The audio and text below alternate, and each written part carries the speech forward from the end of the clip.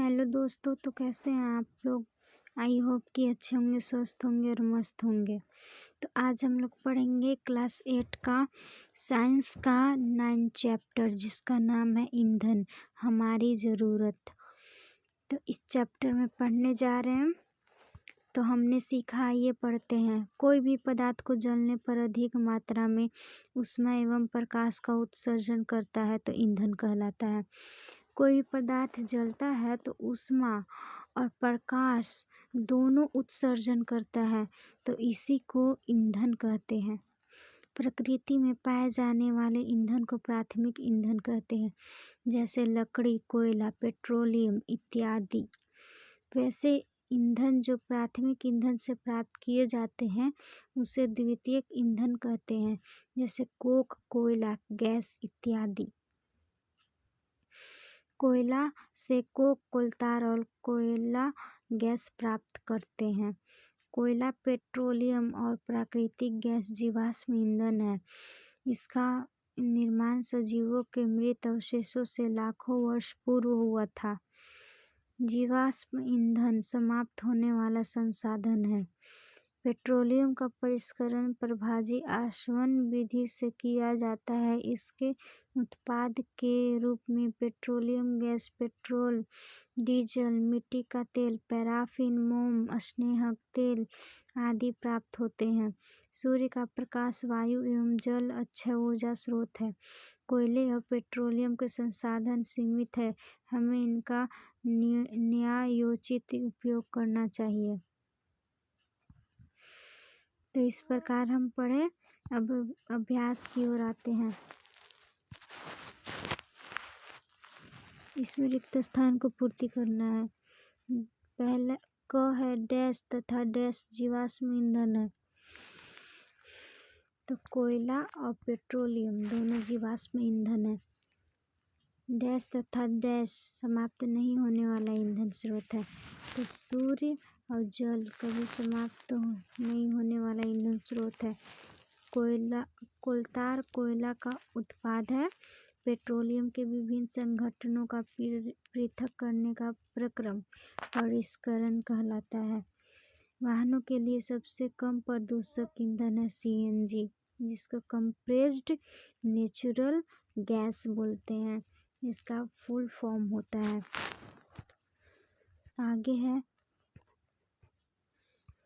आगे दूसरा number question, सत्य असत्य बताना है इसमें। तो क है जीवाश्म ईंधन प्रयोगशाला में बनाए जा सकते हैं। नहीं, प्रयोगशाला में नहीं बनता है जीवाश्म ईंधन, यह खुद बनता है प्रकृति में, तो इसका असत्य हो जाएगा। कोक कार्बन का शुद्ध रूप है, तो जी बिल्कुल कोक ही कार्बन का शुद्ध रूप है। पेट्रोल की अपेक्षा सीएनजी अधिक प्रदूषक ईंधन है। नहीं, गलत हो जाएगा। पेट्रोल की अपेक्षा सीएनजी कम प्रदूषक है। बरौनी में तेल का कुआं है, इसका असत्य हो जाएगा। तेल का कुआं नहीं है, तेल शोधक कारखाना है। कोलतार विभिन्न पदार्थों का मिश्रण है, सत्य हो जाएगा। तीसरा नंबर क्वेश्चन कह रहा है कोयला किस प्रकार बनता है। ये पहले इस चैप्टर को समझेंगे हम। देखिए पीडीएफ लाए हैं बनाकर। तो कह रहा है कि ईंधन को इंग्लिश में बोलते हैं फ्यूल बोलते हैं। ऐसा पदार्थ जिसके जलने से ऊष्मा के रूप में ऊर्जा प्राप्त होती है उसे ईंधन कहते हैं, जैसे लकड़ी, पेट्रोल, डीजल, कोयला, एलपीजी इत्यादि। आगे है किसी पदार्थ का जलना। ईंधन प्लस ऑक्सीजन को जलेगा तो वो धुआं देगा, प्लस में ऊष्मा ऊर्जा भी देगा। कार्बन और ऑक्सीजन को जलाएंगे तो कार्बन डाइऑक्साइड देगा, प्लस में ऊष्मा निकालेगा। नोट, किसी पदार्थ का जलना एक रासायनिक प्रक्रिया है, ये याद रख लीजिएगा। आगे है कार्बन डाइऑक्साइड CO2 को कैसे पहचाने। कार्बन डाइऑक्साइड CO2 गैस को चूना का पानी से गुजारा जाता है तो इसका रंग दूधिया हो जाता है। देखिए, कार्बन डाइऑक्साइड गैस को पहचानना है तो कार्बन डाइऑक्साइड गैस को चूना का पानी से गुजारेंगे ना तो इसका रंग जो होगा वो दूधिया हो जाएगा। तो इससे समझ जाएंगे कि ये कार्बन डाइऑक्साइड है। चूना का पानी, slaked lime, calcium hydroxide CaOH, 2SO2 gas phenolphthalein को रंगहीन कर देता है। आगे है भौतिक अवस्था के आधार पर ईंधन के प्रकार कितने होते हैं। तो भौतिक अवस्था के आधार पर ईंधन के प्रकार है, देखिए, ठोस ईंधन, द्रव ईंधन, गैसीय ईंधन। जैसे ठोस ईंधन में जैसे है लकड़ी, कोयला, और द्रव ईंधन में पेट्रोल, डीजल हो गया, और गैसीय ईंधन में LPG और प्राकृतिक गैस हो गया। उत्पत्ति के आधार पर ईंधन के प्रकार, तो ईंधन के दो प्रकार होते हैं उत्पत्ति के आधार पर, एक प्राथमिक ईंधन और एक द्वितीयक ईंधन। ऐसा ईंधन जो हमें प्रकृति से प्राप्त होता है उसे प्राथमिक ईंधन कहते हैं, लकड़ी, कोयला, पेट्रोलियम इत्यादि। दूसरा है द्वितीयक ईंधन, यह मानव निर्मित ईंधन है। जैसे चारकोल, लकड़ी को ऑक्सीजन की अनुपस्थिति में गर्म करके प्राप्त किया जाता है। कोक, कोयला को ऑक्सीजन की अनुपस्थिति में गर्म करके प्राप्त किया जाता है। रसोई गैस LPG बहुत सारे ज्वलनशील गैसों का मिश्रण है। तो ये है। आगे जीवाश्म ईंधन किसे कहते हैं, फॉसिल फ्यूल। उसको इंग्लिश में क्या बोलेंगे, फॉसिल फ्यूल। इसका वो परिभाषा हो जाएगा, यह एक ऐसा ईंधन है जिसका निर्माण लाखों वर्ष पहले मिट्टी के अंदर वनस्पति तथा जीवों के जल जाने से हुआ है, दब जाने से हुआ है। यह एक ऐसा ईंधन है जिसका निर्माण लाखों वर्ष पहले मिट्टी के अंदर वनस्पति तथा जीवों के दब जाने से हुआ है, जैसे कोयला, पेट्रोलियम, प्राकृतिक गैस इत्यादि। पहले बहुत साल पहले, लाखों करोड़ों साल पहले भूकंप या धरती पर कुछ भी ऐसा हुआ था जो सभी जीव जंतु उसके अंदर दब गए थे, तो उसके फलस्वरूप कोयला, पेट्रोलियम, प्राकृतिक गैस ये सब बनकर तैयार हुआ था।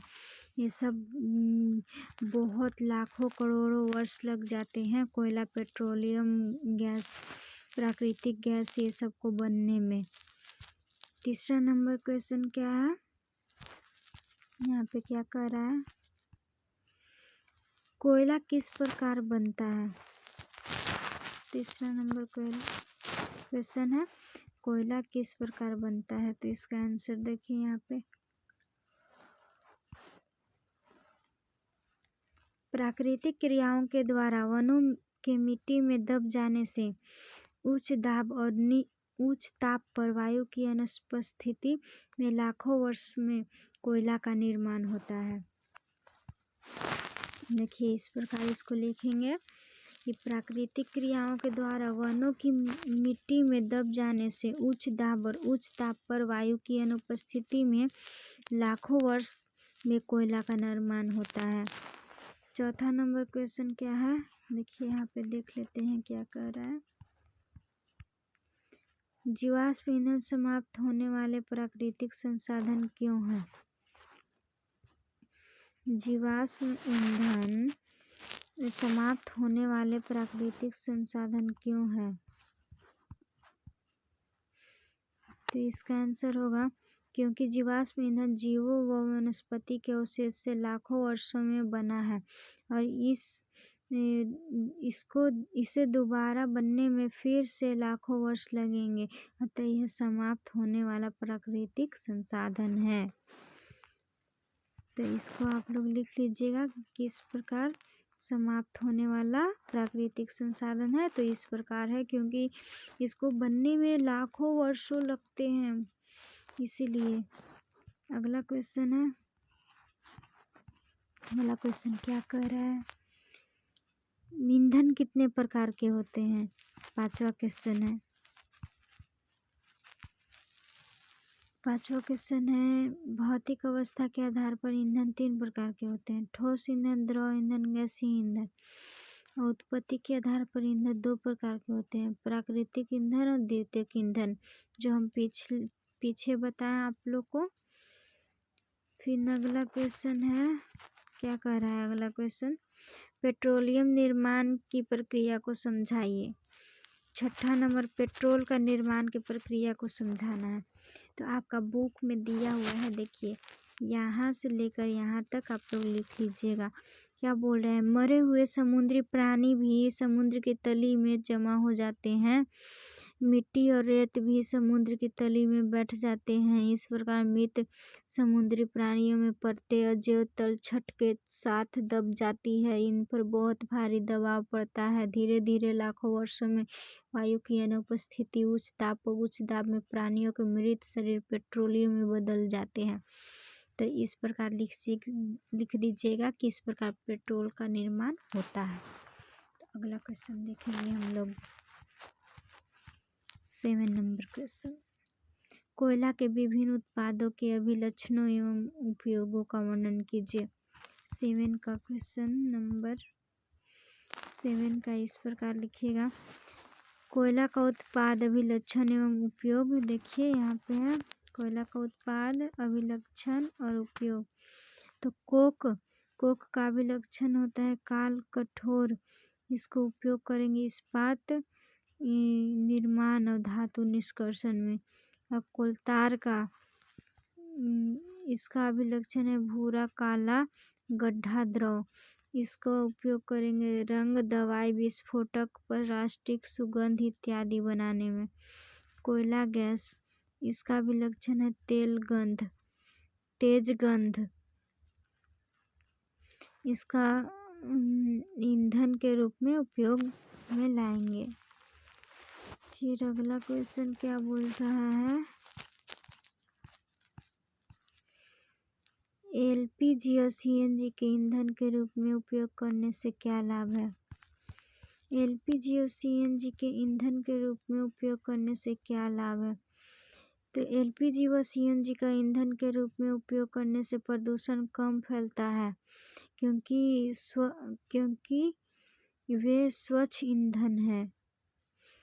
तो इस प्रकार लिख लीजिएगा, बहुत ही सिंपल है, आसान भाषा में बताया गया है आपको। फिर 9 नंबर क्वेश्चन क्या बोल रहा है, देखते हैं यहाँ पे क्या लिखा हुआ है, सूर्य के प्रकाश एवं वायु को ईंधन के रूप में उपयोग करने से क्या लाभ है? तो सूर्य के प्रकाश और वायु के ईंधन,